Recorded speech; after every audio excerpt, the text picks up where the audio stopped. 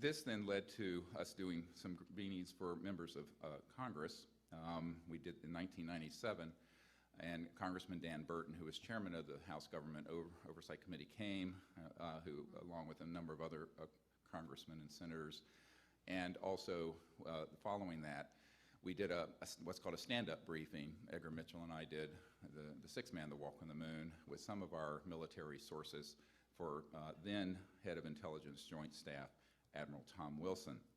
To my astonishment, when I had this meeting, I had sent in advance a briefing similar to the one that I provided here.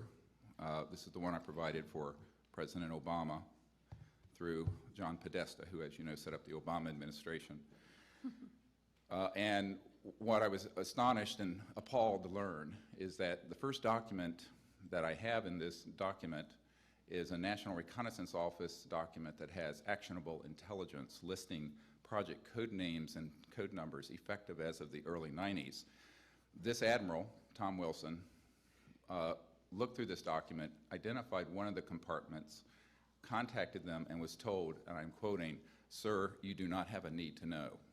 Now, this is the head of intelligence for the Joint Chiefs of Staff. And he said to the person, it was a contractor, I cannot disclose which one, who said that basically, "Sir, we will not discuss this with you further," and basically hung up on the Admiral. This I will testify under oath before any.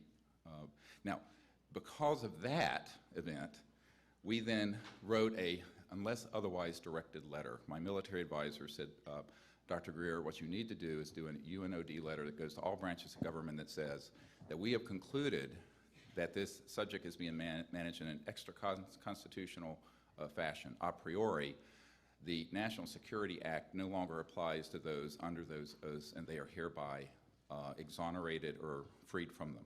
We wrote such a letter to the heads of all agencies.